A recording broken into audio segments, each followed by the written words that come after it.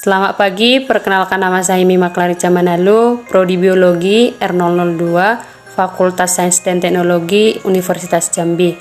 Saya akan menjelaskan tentang polusi yang terjadi di lingkungan sekitar saya. Pertama, kita harus mengetahui dulu apa itu polusi. Polusi adalah masuknya suatu zat berbahaya ke dalam lingkungan, sehingga lingkungan tidak berfungsi sebagaimana mestinya. Polusi merupakan suatu perubahan dan lingkungan yang dapat merugikan berbagai komponen akibat kegiatan manusia. Contoh-contoh polusi yang terjadi di lingkungan sekitar saya. Yang pertama, polusi udara. Polusi udara adalah kondisi di mana kualitas udara menjadi rusak dan terkontaminasi oleh zat-zat, baik itu zat berbahaya ataupun tidak terhadap manusia. Polusi udara terjadi akibat polutan berbahan fisik, kimia atau biologi di area atmosfer dalam bumi yang dapat membahayakan kesehatan makhluk hidup. Penyebab terjadinya polusi udara di lingkungan sekitar saya yang pertama karena pembakaran sampah.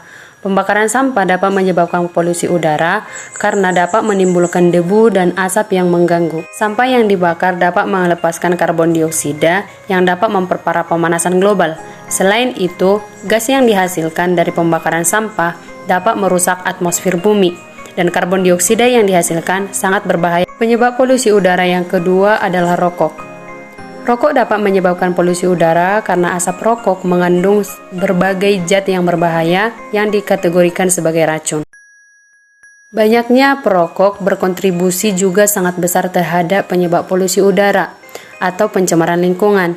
Asap rokok tidak bisa diremehkan dikarenakan komponen-komponen dari asap rokok sangatlah kecil, sehingga dapat menembus pembuluh darah yang mengakibatkan terjadinya berbagai penyakit. Polusi selanjutnya yang terjadi di lingkungan sekitar saya adalah polusi tanah.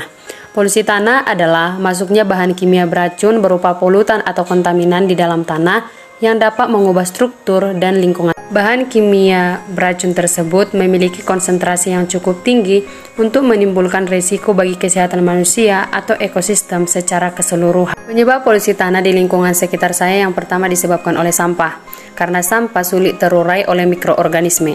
Materi yang tidak dapat terurai ini kemudian menjadi racun bagi makhluk hidup dan lingkungan sekitar. Sampah yang berasal dari limbah domestik dapat mengganggu dan mencemari tanah. Timbunan sampah juga akan menutupi permukaan tanah sehingga tanah tidak dapat digunakan. Penyebab polusi tanah selanjutnya yaitu adalah penggunaan pestisida.